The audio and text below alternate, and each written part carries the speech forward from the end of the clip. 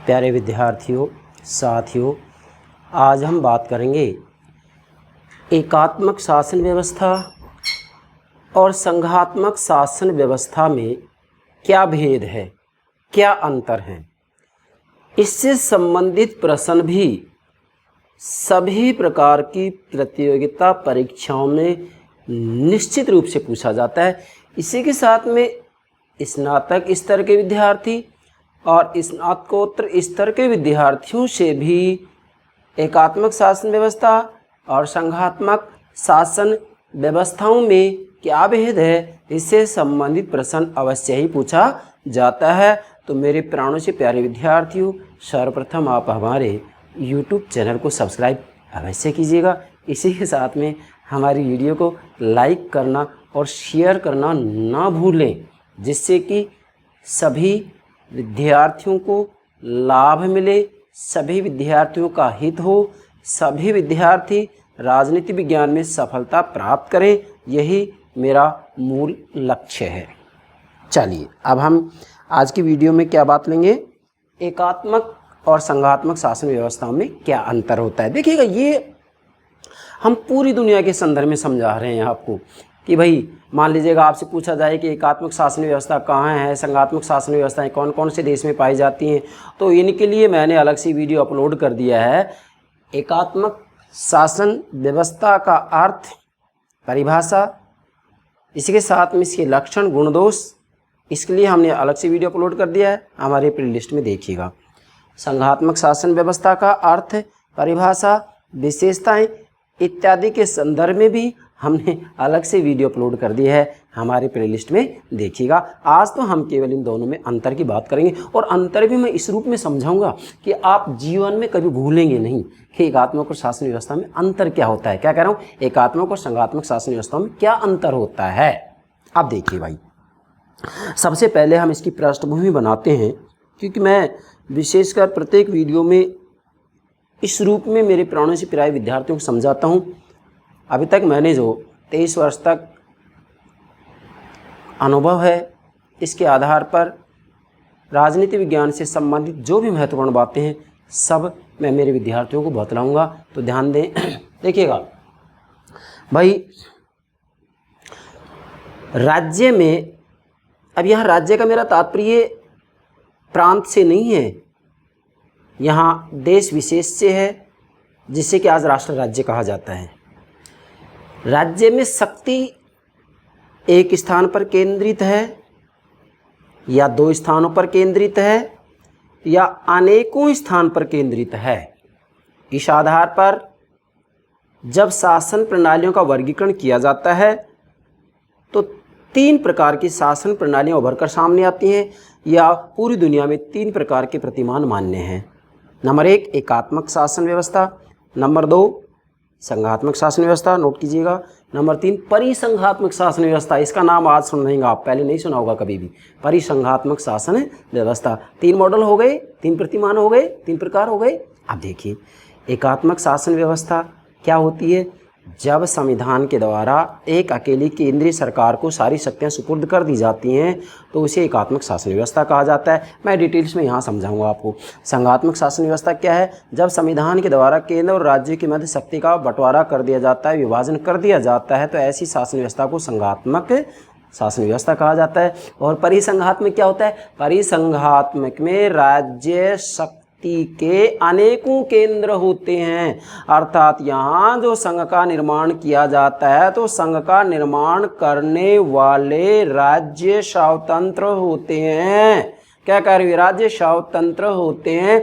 और वास्तविक रूप में यहाँ निष्ठा का जो केंद्र होता है वो नागरिक जिस राज्य के निवासी हैं उसी के प्रति निष्ठा होती है। परिसंघात्मक व्यवस्था के अंतर्गत पूरे संघ के लिए अलग से व्यवस्थापिका, कार्यपालिका और न्यायपालिका नहीं होती है। जैसे मैं उदाहरण दूँ आपको, देखिएगा ये परिसंघ का उदाहरण मैंने यहाँ नोट कर दिया है। हालांकि परिसंघ के लिए हम अलग से वीडियो अपलोड करेंगे, ये बात भी आपको ध्यान में रखना है। अब परिसंघ से संबंधित मैं एग्जांपल दे रहा हूँ। जैसे प्राचीन यूनानी काल के अंतर्गत एचिसन लीग है, ये वास्तविक रूप में इस परिसंघ के अंतर्गत जो राज्य सम्मिलित थे ना, वो राज्य वास्तविक रूप में स्वतंत्र थे।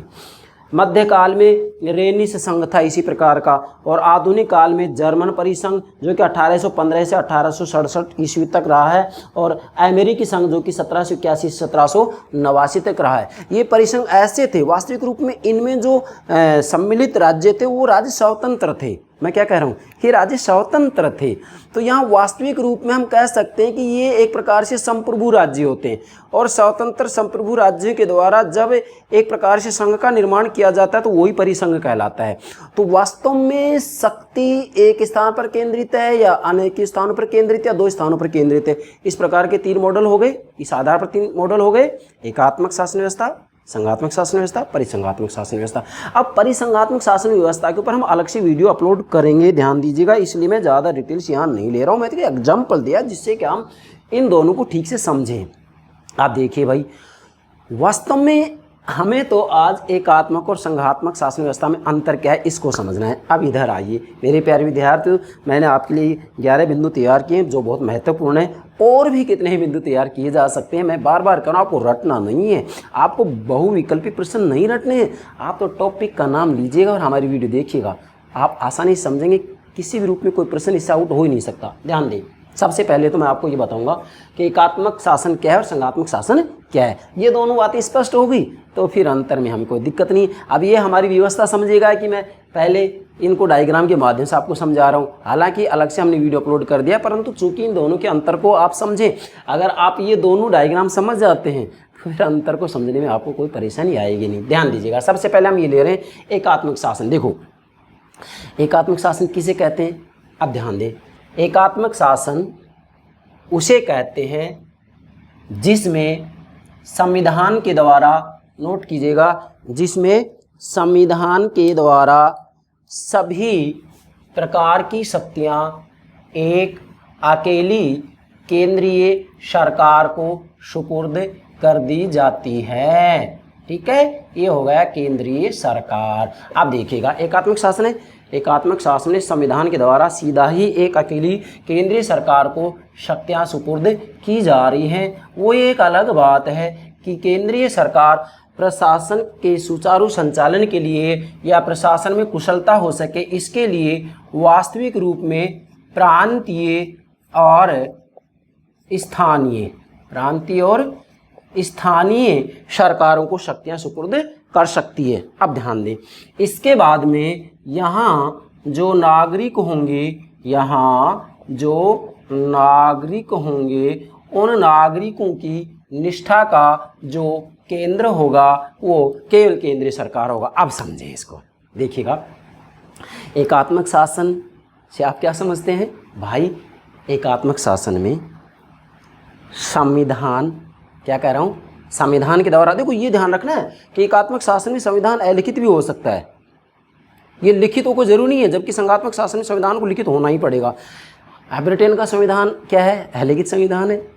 शासन व्यवस्था एकात्मक या संघात्मक? वहाँ एकात्मक है। देखिएगा, एकात्मक शासन उसे कहते हैं जिसमें संविधान के द्वारा एक अकेली केंद्रीय सरकार को सारी शक्तियाँ सुपुर्द कर दी जाती है। संविधान के द्वारा केंद्रीय सरकार को सारी शक्ति दी जाती है। अब केंद्रीय सरकार शासन व्यवस्था का संचालन सुचारू रूप में हो सके, इसके लिए प्रांतीय और स्थानीय सरकारों को कुछ शक्तियां सुपुर्द की जाती हैं, मगर केंद्रीय सरकार जब चाहे तब इन शक्तियों को वापस ले सकता है। नोट कीजिएगा।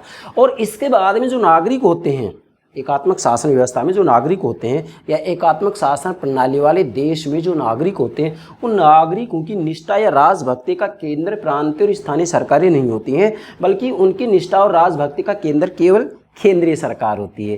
क्लियर? ज़्यादा डिटेल्स हम नहीं ले रहे हैं, मैं आशा करता हूँ यहाँ तक समझ गएंगे। अब एकात्मक शासन प्रणाली वाले देश कौन कौन से हैं? 5-7 का नाम तो याद ही होना चाहिए आपको, मैंने नोट कर दिए, नोट कीजिएगा आप। जैसे ब्रिटेन में एकात्मक है, Britain, France, Denmark, Belgium, Holland, Spain, Norway, Sweden, Italy, Turkey, Japan, Iran, Afghanistan, New Zealand, और इसी के साथ में चीन भी आप नोट कर सकते हैं। ठीक है, ये एकात्मक शासन प्रणाली वाले देशों के कुछ उदाहरण हो गए, आप नोट कीजिएगा। एग्जाम में किसी भी रूप प्रश्न पूछा जाए, मेरे प्यारे विद्यार्थी, गलती नहीं होनी चाहिए। इसके बाद में इसका दूसरा क्या है? शासन, संघात्मक शासन। दूसरी शासन व्यवस्था क्या है? संघात्मक शासन। अब संघात्मक शासन क्या होता है? देखिएगा इधर, संघात्मक शासन ये संविधान हो गया। अब यहाँ संघात्मक शासन में संविधान के द्वारा, नोट कीजिएगा, संविधान के द्वारा सीधा ही केंद्र और राज्यों, केंद्र और राज्यों के, क्या कह रहा हूँ, केंद्र और राज्यों की मध्य शक्तियों का विभाजन कर दिया जाता है। मतलब यहाँ संघात्मक शासन व्यवस्था में संविधान के द्वारा सीधा ही केंद्र और राज्यों को शक्तियाँ दी जा रही हैं। संविधान देने वाला है राज्यों को और केंद्र को शक्तियाँ, जबकि यहाँ राज्यों को या प्रांत को शक्ति देने वाला कौन है, केंद्रीय सरकार है, नोट कीजिएगा। जबकि यहाँ राज्यों को मतलब प्रांतीय सरकारों को, स्थानीय सरकारों को जो शक्तियाँ दी जा रही हैं वो किसके द्वारा दी जा रही है, संविधान के द्वारा दी जा रही है। इसलिए तो कहा जाता है कि जब किसी देश के अंतर्गत संविधान के द्वारा सीधा ही केंद्रीय और राज्य प्रांतीय सरकारों के बीच शक्तियों का बंटवारा कर दिया जाता है तो इसे संघात्मक शासन व्यवस्था कहा जाता है। यस, आइए इधर, संविधान के द्वारा केंद्र और राज्यों के मध्य शक्तियों का बंटवारा कर दिया जाता है और इस शासन प्रणाली के अंतर्गत वास्तविक रूप में, ध्यान देंगे, जो नागरिक होते हैं उन नागरिकों की निष्ठा का जो केंद्र होता है वह वास्तविक रूप में केंद्रीय और राज्य सरकारें दोनों होती है। मतलब संघात्मक शासन प्रणाली के अंतर्गत राजभक्ति और निष्ठा का केंद्र राज्य सरकारें भी होती हैं और केंद्र सरकार भी होती है, जबकि एकात्मक शासन में नागरिक निष्ठा का केंद्र केवल केंद्रीय सरकार होगी। यहाँ पर शक्ति केवल केंद्रीय सरकार को संविधान के द्वारा दी जा रही है, यहाँ पर शक्ति केंद्र और राज्यों को संविधान के द्वारा सीधी दी जा रही है। नोट कीजिएगा, ऐसी शासन व्यवस्था संघात्मक शासन व्यवस्था कहलाती है जहां संविधान के द्वारा केंद्र और राज्यों को सीधा ही शक्तियां सुपुर्द कर दी जाती हैं, जबकि वास्तविक रूप में संविधान के द्वारा जब केवल अकेली केंद्रीय सरकार को सारी शक्तियां सुपुर्द कर दी जाती हैं तो उसे एकात्मक शासन कहा जाता है। यहाँ एकात्मक शासन में केंद्रीय सरकार सर्वेसर्वा होती है, जबकि संघात्मक शासन व्यवस्था में वास्तविक रूप में केंद्रीय और राज्य सरकारें ये दोनों ही अपने अपने क्षेत्र के अंतर्गत सर्वेसर्वा होती हैं। वास्तविक रूप में संघात्मक शासन व्यवस्था में जो प्रांतों की या राज्यों की सरकारें होती हैं वो वास्तविक रूप में उनका अपना अस्तित्व होता है, उनका अपना अधिकार क्षेत्र होता है, क्योंकि वास्तव में इनको जो अधिकार क्षेत्र दिया जाता है, जो शक्तियाँ दी जाती हैं वो संविधान के द्वारा दी जा रही हैं। तो ये हो गया संघात्मक शासन। अब मेरे प्यारे विद्यार्थियों, यदि आप एकात्मक शासन का ये ठीक से भावार्थ समझ गए हैं, संघात्मक शासन का ठीक से भावार्थ समझ गए हैं तो अंतर में आपको कोई दिक्कत नहीं है। अब मैंने यहाँ नोट किया है, जैसे अब यहाँ आपसे एग्जाम पूछा जा सकता है, अब बताइए मुझे संघात्मक शासन प्रणाली वाले देशों के नाम, 1 2 3 4 जो भी है, दिक्कत आएगी आपको। तो कौन कौन से मैं नोट कर रहा हूँ, यहाँ पर नोट कीजिएगा। संघात्मक शासन प्रणाली वाले देश, इनके नाम नोट करेंगे। भारत में संघात्मक शासन है, अमेरिका में भी संघात्मक शासन व्यवस्था है, और नोट कीजिएगा ऑस्ट्रेलिया में भी संघात्मक शासन व्यवस्था है, नोट कीजिएगा कनाडा में भी संघात्मक शासन व्यवस्था है। इसी के साथ में स्विट्जरलैंड में संघात्मक शासन व्यवस्था, इसे स्विस भी कहा जाता है, स्विस या स्विट्जरलैंड, इसके अंतर्गत भी संघात्मक शासन व्यवस्था है। बाकी अनेकों देश और भी हैं, मैंने तो यहाँ केवल एग्जाम्पल के रूप में आपको बताया। और यदि आप इन देशों के नाम भी नोट कर लेते मेरे भाई, इनसे बाहर प्रश्न नहीं बनने वाला है। तो आशा करता हूँ यहाँ तक ये बात समझ गए होंगे। अब हम मूल बात पर आते हैं, एकात्मक और संघात्मक शासन व्यवस्थाओं में क्या भेद है। मैं फिर कह रहा हूँ, यदि आप ये दोनों डायग्राम समझ गए हैं मेरे प्राणों से प्यारे विद्यार्थियों, तो अंतर में दिक्कत ही नहीं है। मैं तो ये कह रहा हूँ कि दोनों डायग्राम यदि ठीक से समझ गए तो मर्जी आए किसी भी प्रतियोगिता परीक्षा में जैसा प्रश्न पूछा जाए, मेरे प्यारे विद्यार्थी आप गलती नहीं कर सकते हैं, मैं दृढ़ विश्वास से कह रहा हूँ। चलिए, फिर भी आपकी सुविधा के लिए मैंने ये 11 बिंदु नोट कर दिए हैं, आप नोट कीजिएगा, मैं समझाता चलूँगा। चलिए, एकात्मक और संघात्मक शासन व्यवस्था में पहला अंतर क्या है, शक्तियों के केंद्रीकरण एवं विकेंद्रीकरण का भेद। क्या, शक्तियों के केंद्रीकरण विकेंद्रीकरण का भेद। मैंने पहले ही बता दिया था आपको कि राज्य शक्ति एक स्थान पर केंद्रित है या 2 स्थानों पर केंद्रित या अनेक स्थानों पर केंद्रित है। इस आधार पर 3 प्रकार की शासन व्यवस्थाएं होती हैं।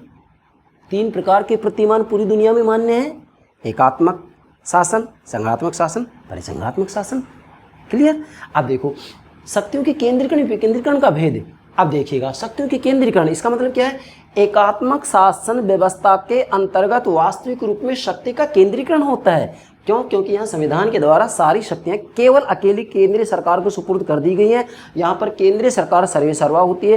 केंद्रीय सरकार अपनी इच्छा अनुसार प्रांतों को या स्थानीय सरकारों को शक्तियाँ सुपुर्द करती है और जब चाहे तब केंद्रीय सरकार इन शक्तियों को वापस ले सकती है। इसका मतलब यहाँ पर वास्तविक रूप में शक्ति का केंद्रीकरण है एकात्मक शासन व्यवस्था में।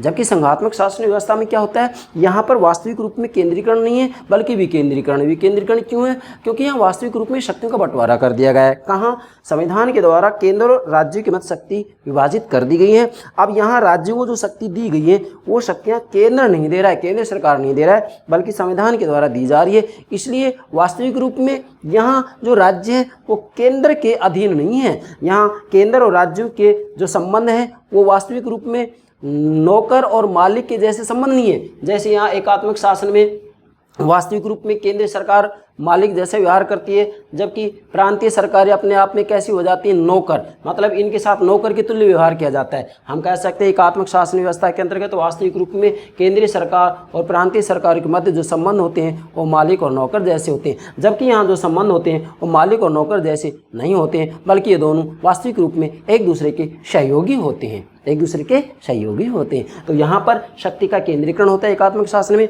जबकि संघात्मक शासन में शक्ति का विकेंद्रीकरण होता है, क्योंकि केंद्र और राज्य की मध्य शक्ति विभाजित कर दी गई है। और इसी के साथ में यहाँ नागरिकों की निष्ठा का केंद्र राज्य भी है और केंद्र है। ठीक है, तो पहला अंतर स्पष्ट हो गया होगा। दूसरा है संविधान के रूप में अंतर। अब ध्यान दीजिएगा, संविधान के रूप में अंतर होता है। कैसे? यस, एकात्मक शासन व्यवस्था के अंतर्गत संविधान अलिखित भी हो सकता है, चलेगा। लिखित हो अलिखित हो, जैसा भी संविधान है चलेगा। जैसे ब्रिटेन का संविधान अलिखित है और वहाँ पर शासन व्यवस्था कैसी? एकात्मक है। वास्तव में सारी शक्ति केंद्रीय सरकार के पास ही है, और केंद्रीय सरकार के पास है तो ब्रिटेन के अंतर्गत वास्तविक रूप में जो वहाँ की व्यवस्थापिका है संसद, वो सर्वोच्च है। ये भी आपको नोट करना है। इसलिए आप कह सकते हैं ब्रिटेन में संसद की संप्रभुता के सिद्धांत को अपनाया गया है। प्रश्न बनता है निम्न में किस देश के अंतर्गत संसद की संप्रभुता के सिद्धांत को अपनाया गया है? Yes, Britain. ठीक है। अब एकात्मक शासन में संविधान लिखित भी हो सकता है अलिखित भी, मगर संघात्मक शासन के अंतर्गत लिखित संविधान का होना अति आवश्यक है। मतलब संघात्मक शासन व्यवस्था की शर्त है कि वह संविधान लिखित होना ही चाहिए। तो ये अंतर हो गया। मतलब एकात्मक शासन व्यवस्था में संविधान लिखित भी हो सकता है अलिखित भी हो सकता है, चलेगा। लेकिन संघात्मक शासन व्यवस्था में संविधान का लिखित होना जरूरी है। क्यों जरूरी है? क्योंकि केंद्र और राज्य के मध्य शक्ति का बंटवारा किया गया है वो मौखिक नहीं हो सकता, अलिखित रूप में नहीं हो सकता, लिखित रूप में ही होगा। तीसरा क्या? स्थानीय या क्षेत्रीय सरकारों की स्थिति में भेद। आप ध्यान दें, स्थानीय या क्षेत्रीय सरकारों की स्थिति में भी भेद है। आप देखिएगा यहाँ प्रांतीय स्थानीय सरकारें केंद्रीय सरकार के अधीन है, इनको शक्ति संविधान ने नहीं दी है, केंद्रीय सरकार ने दी है। इसलिए इनके जो संबंध हैं वो कैसे हैं? मालिक और नौकर जैसे। केंद्रीय सरकार मालिक के समान और प्रांतीय स्थानीय सरकार नौकर के समान होती है। मतलब इनके संबंध मालिक और नौकर जैसे होते हैं। और यहाँ प्रांतीय स्थानीय सरकार वास्तविक रूप में अपनी स्थानीय समस्याओं को लेकर किसी भी रूप में कोई भी प्रारंभ मतलब कानून बनाने के लिए कोई भी शुरुआत नहीं कर सकती हैं। क्यों? क्योंकि इनका स्वतंत्र अस्तित्व है ही नहीं है। ये तो केंद्र सरकार पर पूर्ण रूप में निर्भर होती है। केंद्र सरकार जैसा चाहेगी वैसा इनके साथ व्यवहार करेगी। जो शक्ति देना चाहेगी वो शक्ति इनके पास होगी, जब चाहे तब शक्ति वापस ली जा सकती है।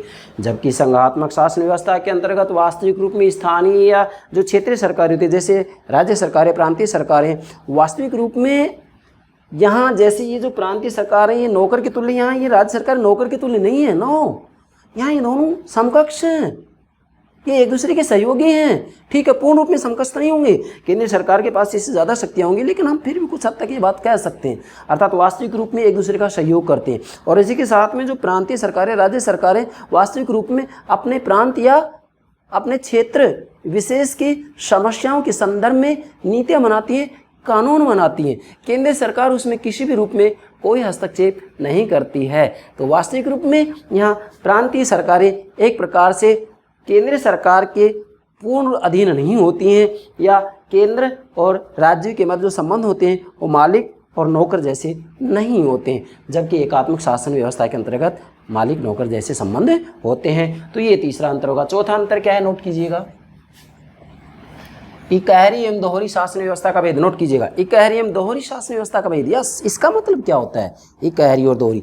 भाई आपके सामने है, मैं पहले कह चुका हूँ, दोनों डायग्राम यदि आपके समझ में ठीक से आ रहे हैं तो हमें कोई दिक्कत है ही नहीं, कोई दिक्कत नहीं है। कैसे? इकहरी दोहरी शासन व्यवस्था का भेद आप देखिएगा। एकात्मक शासन व्यवस्था में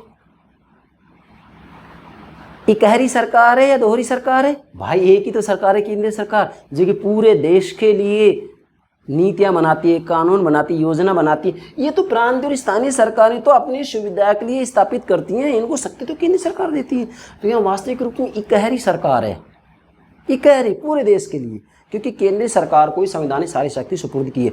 तो पूरे देश में वास्तविक रूप में केंद्रीय सरकारी सर्वसर्वा होती है। तो इसे क्या कहेंगे आप? इकहरी शासन व्यवस्था।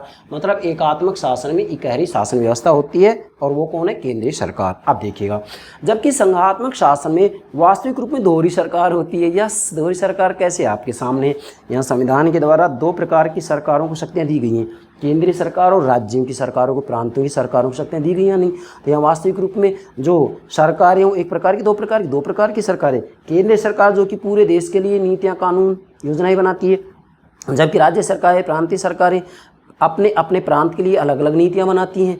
यहाँ अपने राज्य के लिए नीतियाँ बनाते समय ये केंद्र के ऊपर डिपेंड नहीं करते, केंद्र के ऊपर निर्भर नहीं होती हैं, इसके आश्रित नहीं होती हैं। ऐसी स्थिति में जो प्रांतीय सरकारें हैं वो वास्तविक रूप में केंद्र सरकार के अधीन नौकर के रूप में नहीं रहती हैं, बल्कि सहयोगी के रूप में रहती हैं। ये बात आपको ध्यान में रखना है। इसलिए एकात्मक शासन व्यवस्था के अंतर्गत इकहरी एक ही सरकार सर्वसर्वा होती है, जबकि संघात्मक शासन में दो प्रकार की सरकारें होती हैं, केंद्रीय सरकार और प्रांतीय या राज्यों की सरकारें। यस, पांचवा क्या है? नोट कीजिएगा, नागरिकों की निष्ठा में भेद।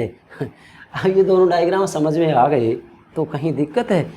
अच्छा चलो आप मनन कीजिएगा कि हमने बिंदु बना दिया नागरिकों की निष्ठा में भेद। तो क्या है नागरिकों की निष्ठा में भेद, क्या बता सकते हैं? आपके सामने है डायग्राम, तलाश कीजिएगा। यहाँ नागरिकों की निष्ठा में भेद मैंने यहाँ नोट कर रखा है, नागरिक, यहाँ पे नागरिक नोट कर रखा है, और यहाँ क्या संकेत दिया है कि एकात्मक शासन में नागरिकों की निष्ठा और राजभक्ति का केंद्र केवल केंद्रीय सरकार होगी। क्या कह रहा हूँ मैं? एकात्मक शासन में नागरिकों की निष्ठा या राजभक्ति का जो केंद्र होता है वह केवल केंद्रीय सरकार होती है। मतलब यहाँ केवल केंद्रीय सरकार के प्रति नागरिकों की निष्ठा होती है, प्रांतीय और स्थानीय सरकारों के प्रति नागरिकों की निष्ठा नहीं होती है। क्यों? क्योंकि केंद्रीय सरकार सर्वसर्वा होती है। क्लियर? अब अंतर निकालें। जबकि संघात्मक शासन व्यवस्था में नागरिकों की निष्ठा का केंद्र राज्य सरकारें भी होती हैं और केंद्र सरकार भी होती है। क्यों? क्योंकि संविधान ने दोनों को शक्तियाँ दी हैं। वास्तविक रूप में जब प्रांत विशेष की समस्या की बात आती है तो नागरिक प्रांतीय सरकार के प्रति निष्ठावान होते हैं, और जब पूरे देश की बात आती है तो नागरिक केंद्र के प्रति निष्ठावान होते हैं। तो यहाँ नागरिकों की निष्ठा का जो केंद्र है वो केंद्र भी है और राज्य सरकारें भी हैं, प्रांतीय सरकारें भी हैं, स्थानीय सरकारें भी हैं। मेरा मतलब समझ गए? यहाँ नागरिकों की निष्ठा का जो केंद्र है वो केंद्र भी है और राज्य भी है, जबकि एकात्मक शासन में नागरिकों की निष्ठा का केंद्र केवल केंद्रीय सरकार है। नोट कीजिएगा, आपसे किसी भी रूप प्रश्न पूछा जा सकता है। कैसे बनाएंगे प्रश्न? नोट कीजिएगा, एकात्मक शासन में नागरिकों की निष्ठा का केंद्र निम्न में से क्या होता है? चार विकल्प दे दी जाएंगे। आपको पता है एकात्मक शासन में नागरिक निष्ठा का केंद्र केवल केंद्रीय सरकार होती है। मर्जी आए वैसे प्रश्न बनाइएगा, कोई दिक्कत नहीं। इसी प्रकार संघात्मक शासन व्यवस्था में पूछा जा सकता है कि संघात्मक शासन व्यवस्था में नागरिकों की निष्ठा का केंद्र क्या होता है? विकल्प दे दिए जाएंगे। तो क्या होता है? यहाँ नागरिक निष्ठा का केंद्र दोनों प्रकार की सरकारें होती है, केंद्रीय सरकार भी और प्रांतीय या राज्यों की सरकारें भी होती हैं। यस। छठा अंतर निकालें आप, सरलता और कठोरता का अंतर। नोट कीजिएगा, सरलता और कठोरता का अंतर। देखिएगा भाई, एकात्मक शासन को समझने में जनता को कोई परेशानी नहीं आती है, क्योंकि जनता को स्पष्ट है कि पूरे देश के लिए एक अकेली केंद्रीय सरकार के द्वारा ही नीतियाँ बनाई जाएंगी, योजनाएं बनाई जाएंगी, कानून बनाए जाएंगे। तो नागरिकों को इसे समझने में ज़्यादा दिक्कत नहीं आती है, इसलिए एकात्मक शासन क्या हो गया? सरल हो गया। परंतु संघात्मक शासन के अंतर्गत वास्तव में संविधान केंद्र और राज्य की मत शक्तियाँ विभक्त कर रहा है, विभाजित कर रहा है। ऐसी स्थिति में नागरिकों को ऐसी शासन व्यवस्था को समझने में बड़ी परेशानी आती है, क्योंकि अक्सर केंद्र और राज्य सरकारें आपस में शक्ति विभाजन को लेकर के संघर्ष करती रहती हैं। तो ऐसी स्थिति में जो नागरिक होते हैं वो नागरिक एक प्रकार से संदेह की स्थिति में आ जाते हैं कि भाई कौन सी सरकार क्या करने वाली है। केंद्रीय सरकार एक तरफ है, दूसरी तरफ प्रांतों की सरकारें हैं।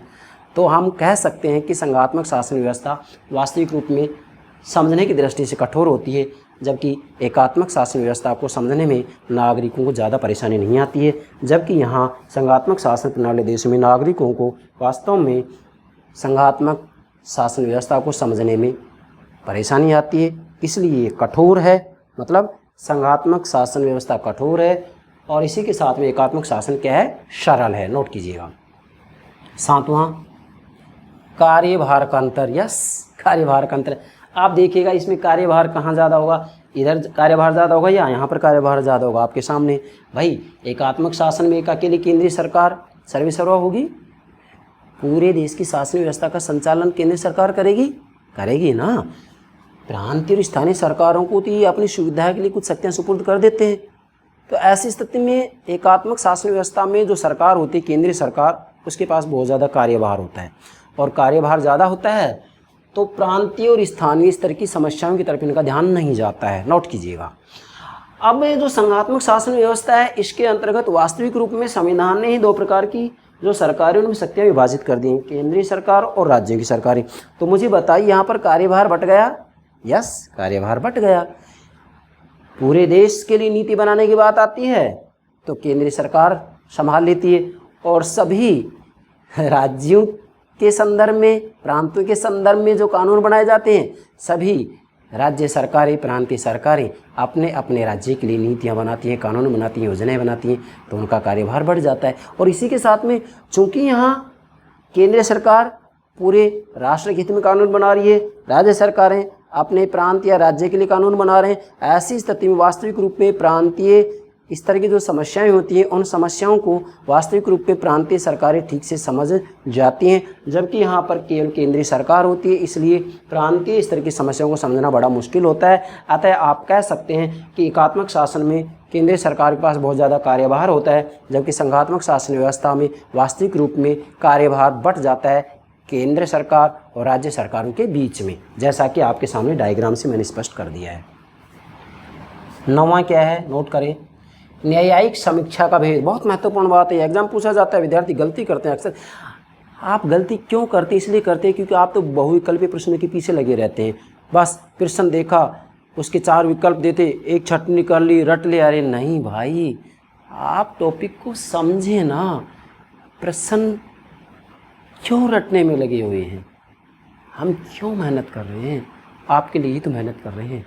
फिर मुझे बताइए, फिर क्यों करते हैं आप ऐसा? प्लीज़ ऐसा मत कीजिएगा। आप टॉपिक को समझें और अगर समझ में नहीं आए तो हमसे कमेंट के माध्यम से पूछिएगा।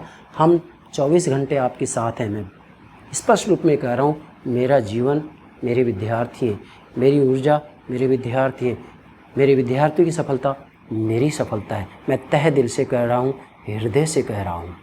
ध्यान दें। न्यायिक समीक्षा का भेद, 8वां अंतर। क्या न्यायिक समीक्षा का भेद? क्या आप बतला सकते हैं इन दोनों डायग्राम के आधार पर? नहीं बतला पाएंगे, मैं समझा रहा हूँ। न्यायिक समीक्षा का भेद क्या है भाई? निश्चित है ये एक प्रकार से मैं आपको फॉर्मूला दे रहा हूँ, सूत्र दे रहा हूँ, सर्वत्र लागू होगा।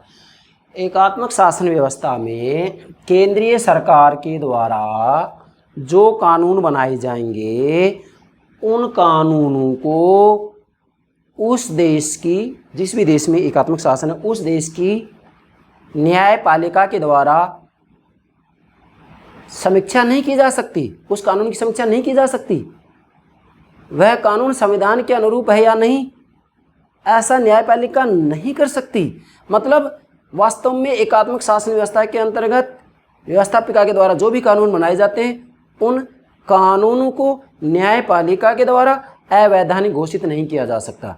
केंद्रीय सरकार ने जो कानून बना दिए वो कानून मान्य हैं। मतलब एकात्मक शासन व्यवस्था में व्यवस्थापिका सर्वोपरि होती है। अर्थात एकात्मक शासन व्यवस्था में व्यवस्थापिका या विधानमंडल की सर्वोच्चता के सिद्धांत को अपनाया जाता है। संसद की सर्वोच्चता के सिद्धांत का मतलब ये होता है कि संसद या व्यवस्थापिका के द्वारा जो भी कानून बनाए जाएंगे, उन कानूनों को न्यायपालिका अवैधानिक, असंवैधानिक घोषित नहीं कर सकती है।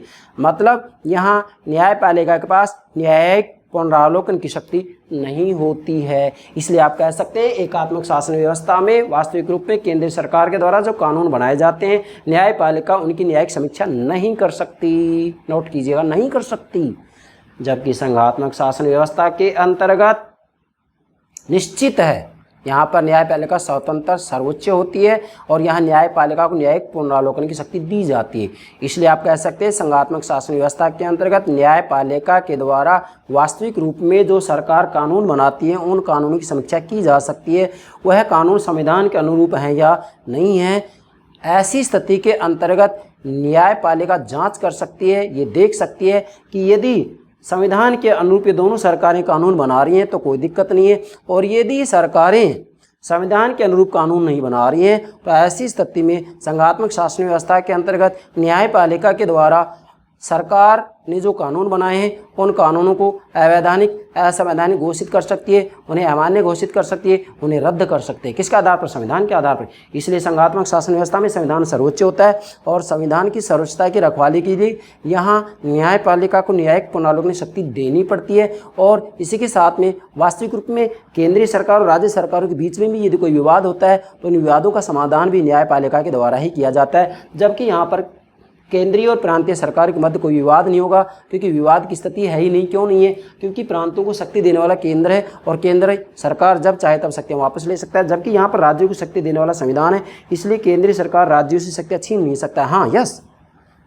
राज्य और केंद्रीय शक्तियों में कमी वृद्धि की जा सकती है, लेकिन कमी और वृद्धि करने के लिए संविधान में संशोधन करना पड़ेगा। तो आप कह सकते हैं कि संघात्मक शासन व्यवस्था के अंतर्गत व्यवस्थापिका जो कानून बनाती है उन कानूनों की समीक्षा न्यायपालिका के द्वारा की जा सकती है, जबकि एकात्मक शासन व्यवस्था में न्यायिक समीक्षा नहीं हो सकती। न्यायिक समीक्षा का मतलब समझ गए होंगे। मतलब यहाँ ये देखा जाता है कि व्यवस्थापिका और कार्यपालिकाओं के द्वारा जो कानून बनाए जाते हैं, जो आदेश दिए जाते हैं, जो कार्य किए जाते हैं, वो संविधान के अनुरूप हैं या नहीं, वो संविधान के अनुरूप है या नहीं, ऐसी जांच करने की जो शक्ति होती है उसे न्यायिक समीक्षा कहा जाता है, उसे न्यायिक पुनरावलोकन कहा जाता है। यस, समझ गए होंगे। चलिए, 9वां है प्रशासनिक सेवाओं का भेद। यस, प्रशासनिक सेवाओं का भेद देखिएगा। एकात्मक शासन व्यवस्था में केवल एक ही प्रकार की प्रशासनिक सेवाएं होती हैं। क्या कह रहा हूँ? एक ही प्रकार की प्रशासनिक सेवाएं होती हैं। और संघात्मक शासन व्यवस्था में 2 प्रकार की प्रशासनिक सेवाएं होती हैं। जैसे हमारे भारत में एक तरफ है अखिल भारतीय प्रशासनिक सेवाएं, दूसरी तरफ प्रांतों की प्रशासनिक सेवाएं। यहाँ पर संघ लोक सेवा आयोग के द्वारा भर्ती की जाती है। यहाँ पर जिस भी प्रांत का जो आयोग है, जैसे हम राजस्थान का उदाहरण दें तो राजस्थान लोक सेवा आयोग होगा, हरियाणा लोक सेवा आयोग होगा, तो सभी प्रांतों के लोक सेवा आयोगों के द्वारा इनकी भर्ती की जाती है। तो वास्तविक रूप में संघात्मक शासन व्यवस्था में 2 प्रकार की प्रशासनिक सेवाएं होती हैं, जबकि एकात्मक शासन में केवल एक ही प्रकार की प्रशासनिक सेवा होती है, जिसे कि केंद्रीय प्रशासनिक सेवा कहा जाता है। यस, समझ गए। चलिए, 10वां अंतर है मेरे प्यारे विद्यार्थियों, समझना है, औपचारिकता नहीं। हम ये मेहनत ऐसे ही नहीं कर रहे हैं आपके लिए। 10वां अंतर निकालिए, क्या है? सरकार के निरंकुश एवं स्वेच्छाचारी होने की संभावना की दृष्टि से अंतर। यस, क्या? सरकार के निरंकुश एवं स्वेच्छाचारी होने की संभावना की दृष्टि से अंतर। आप बताइए, एकात्मक शासन में या संघात्मक शासन में यहाँ सरकार निरंकुश हो सकती है, यहाँ ना सरकार निरंकुश हो सकती है? चटनी कीजिएगा, कौन से मॉडल में या प्रतिमान में या शासन व्यवस्था में सरकार निरंकुश हो सकती है? क्या बता सकते हैं? आपके सामने नहीं बता सकेंगे। चलिएगा भाई, एकात्मक शासन में सरकार निरंकुश हो सकती है। क्या कह रहा हूँ? सरकार निरंकुश हो सकती है, क्योंकि यहाँ केंद्रीय सरकार सर्वेसर्वा है और व्यवस्थापिका जो भी कानून बनाएगी न्यायपालिका भी उनकी समीक्षा नहीं कर सकती है। व्यवस्थापिका ने जो भी कानून बनाए हैं उन कानूनों को न्यायपालिका अमान्य घोषित नहीं कर सकती है। मैं तो यहाँ तक कहूँगा कि ब्रिटिश संसद के बारे में तो एक विद्वान है डी लोलमे ने कहा है कि ब्रिटेन की संसद सब कुछ कर सकती है, केवल स्त्री को पुरुष और पुरुष को स्त्री नहीं बना सकती। और यदि ब्रिटिश संसद ये चाहे कि यहाँ पर जितने भी नीली आंखों वाले व्यक्ति उन सबको गोली से भून दिया जाए तो न्यायपालिका उसको भी नहीं रोक सकती, उस कानून को भी। इसी के साथ में ब्रिटिश संसद यदि ऐसा कानून बना दे, कैसा कानून बना दे कि वास्तविक रूप में जिस व्यक्ति के द्वारा अपराध किया गया उस अपराधी को अपने ही मामले में न्यायाधीश घोषित किया जाए, तो भी न्यायपालिका उसको नहीं रोक सकती है। समझ गए? तो फिर डेफिनेटली एकात्मक शासन में जो सरकार होती है निरंकुश बन सकती है। परंतु संघात्मक शासन व्यवस्था के अंतर्गत सरकार निरंकुश बनने के चांस कम होते हैं। क्यों कम होते हैं? क्योंकि सबसे पहली बात तो यह है कि संविधान के द्वारा शक्तियों का बंटवारा कर दिया गया है, और इसी के साथ में यहाँ वास्तविक रूप में जो सरकार है, केंद्र सरकार हो चाहे प्रांतों की सरकारें हों, उनको संविधान के अनुरूप कार्य करना पड़ेगा। संविधान के अनुरूप उन्हें कानून बनाने पड़ेंगे, और यदि संविधान के अनुरूप ये कार्य नहीं कर रहे हैं, संविधान के अनुरूप नीतियाँ नहीं बना रहे हैं, संविधान के अनुरूप कानून नहीं बना रहे हैं, संविधान के अनुरूप केंद्र सरकार राज्य सरकार आदेश नहीं दे रहे हैं, तो ऐसी स्थिति में न्यायपालिका के द्वारा वास्तविक रूप इनकी जांच की जा सकती है, और ये देखा जाएगा कि केंद्र सरकार और राज्य सरकारें यदि संविधान के अनुरूप कानून नहीं बना रहे हैं तो उनके द्वारा बनाए कानूनों को न्यायपालिका के द्वारा अवैधानिक, असंवैधानिक घोषित कर दिया जाएगा, अमान्य घोषित कर दिया जाएगा, उन्हें रद्द कर दिया जाएगा। तो वास्तविक रूप में संघात्मक शासन व्यवस्था के अंतर्गत जो सरकार होती है उसके निरंकुश बनने के इतने चांस नहीं होते हैं, इतनी संभावना नहीं होती है, जबकि एकात्मक शासन व्यवस्था के अंतर्गत पूरी संभावना होती है, क्योंकि केंद्र सरकार अपने आप में सर्वे सर्वा होती है। यहाँ पर न्यायिक समीक्षा नहीं की जा सकती न्यायपालिका के द्वारा, मतलब न्यायपालिका के पास न्यायिक समीक्षा की शक्ति नहीं है, इसलिए यहाँ पर सरकार निरंकुश हो सकती है। जबकि संघात्मक शासन व्यवस्था के अंतर्गत न्यायपालिका के द्वारा केंद्रीय सरकार और राज्य सरकार जो कानून बनाती है उनकी जांच की जा सकती है, उनकी समीक्षा की जा सकती है, इसलिए यहाँ पर वास्तविक रूप में जो सरकार होती है वह निरंकुश नहीं बन सकती है। अच्छा, और अंतिम देखो मेरे प्यारे विद्यार्थियों, यहाँ पर ये बातें हो सकता है आपको सारे बिंदु ना मिले, मैं यहाँ एक एक बिंदु को वास्तव में इस रूप में खोज करता हूँ कि जो शासन व्यवस्था है पूर्ण रूप में आपकी समझ में आ जाए। और यही नहीं, मैं प्रत्येक टॉपिक्स में इसी तरीके से अनुसंधान कर करके आपके लिए अलग से बिंदु तैयार करता हूँ, ध्यान दीजिएगा। अच्छा, ये जो अगला अंतर मैं बना रहा हूँ 11वां, नोट कीजिएगा, नागरिकता की दृष्टि से अंतर। ये क्या मतलब हुआ? अब नागरिकता की दृष्टि से अंतर में क्या हो गया कि भाई इकहरी नागरिकता है या दोहरी नागरिकता है? यस, एकात्मक शासन में इकहरी नागरिकता होती है। क्या होती है? इकहरी नागरिकता। जबकि संघात्मक शासन व्यवस्था के अंतर्गत इसका लक्षण भी होता है ये कि यहाँ दोहरी नागरिकता होती है। मतलब संघात्मक शासन व्यवस्था का ये लक्षण है, महत्वपूर्ण लक्षण है कि यहाँ पर दोहरी नागरिकता होती है। दोहरी नागरिकता का मतलब ये है कि यहाँ जो नागरिक होता उसे केंद्र की नागरिकता भी प्राप्त होती है, और प्रांत या राज्य जिस राज्य का निवासी है उसकी भी नागरिकता प्राप्त होती है। मतलब संघात्मक शासन व्यवस्था के अंतर्गत कुछ अपवादों को छोड़ करके दोहरी ही नागरिकता होती है, जबकि एकात्मक शासन व्यवस्था में इकहरी नागरिकता होती है। मतलब इकहरी नागरिकता प्राप्त होती है, जबकि संघात्मक शासन व्यवस्था में दोहरी नागरिकता प्राप्त होती है। अब अपवाद क्या है? अपवाद बता रहा हूँ। भारत में संघात्मक शासन व्यवस्था है, लेकिन क्या भारत में दोहरी नागरिकता है? नो, हमारे यहाँ इकहरी नागरिकता है। क्यों रखा गया है, क्या कारण है, ये सब अलग बातें हैं, इसके लिए हम अलग से वीडियो अपलोड करेंगे जब भारतीय राज्य व्यवस्था समझाएंगे। तो यहाँ तो मैं एक एग्जाम्पल ले रहा हूँ, भारत में संघात्मक शासन व्यवस्था होते हुए भी इकहरी नागरिकता है, क्योंकि हमारे यहाँ एकात्मक शासन व्यवस्था की तरफ झुकाव रखा गया है। इतना नोट करेंगे आप। अब इसका एक अपवाद हो रहे स्विट्जरलैंड के अंतर्गत, ये देखिएगा यहाँ क्या, स्विट्जरलैंड के अंतर्गत संघात्मक शासन व्यवस्था है भाई, लेकिन बड़ी विचित्र बात है, वहाँ ना तो इकहरी नागरिकता है ना दोहरी नागरिकता है, तो फिर क्या है? तिहरी नागरिकता है। 3 प्रकार की नागरिकताएं वहाँ। कौन कौन सी? वास्तविक रूप में स्विट्जरलैंड के नागरिक को एक नागरिकता तो केंद्र की प्राप्त होती है, संघ की। दूसरी, जिस कैंटन का वो निवासी है, कैंटन वहाँ जो राज्य प्रांत होते हैं उन्हें कैंटन कहा जाता है, जिस कैंटन का या प्रांत का निवासी है उसकी नागरिकता प्राप्त होती है, संघ की नागरिकता, कैंटन की नागरिकता और नगर पालिका की नागरिकता प्राप्त होती है। तो स्विट्जरलैंड में 3 प्रकार की नागरिकताएं प्राप्त है। आपसे एग्जाम पूछा जा सकता है कि निम्न में से किस देश के अंतर्गत तिहरी नागरिकता का प्रावधान है, तो कहाँ पर? स्विट्जरलैंड के अंतर्गत। बड़ी विचित्र बात है, आगे ना ये हम कैसे कुछ अपवाद पाए जाते हैं, मगर जो सामान्य विश्लेषण किया जाता है, तो मेरे प्यारे विद्यार्थियों आपको नोट करना है कि एकात्मक शासन व्यवस्था के अंतर्गत वास्तविक रूप में इकहरी नागरिकता को ही अपनाया जाता है, अपवाद की बात अलग है। जबकि संघात्मक शासन व्यवस्था में दोहरी नागरिकता को ही अपनाया जाता है, अपवाद की बात अलग है। ये मैंने आपको समझा दिया था कि भाई कुछ कारण ऐसे होते हैं जिनकी वजह से कहीं संघात्मक शासन व्यवस्था होते हुए इकहरी नागरिकता को अपनाया जाता है, जैसे कि भारत के अंतर्गत और स्विट्जरलैंड के अंतर्गत तिहरी नागरिकता का प्रावधान है, ठीक है। और ब्रिटेन में चूंकि एकात्मक शासन है तो डेफिनेटली इकहरी नागरिकता है, कोई दिक्कत ही नहीं है। तो मेरे प्राणों से प्यारे विद्यार्थियों, आप इसको समझ गए होंगे। यहाँ जो मैंने नोट किया है ना, ये तो क्या है, जो एकात्मक शासन संघात्मक शासन होगा, तो ये परिसंघात्मक शासन में क्या है कि विद्यार्थियों ने मुझे बार बार कहा था कि सर आप थोड़ा सा इसका एग्जाम्पल दीजिएगा।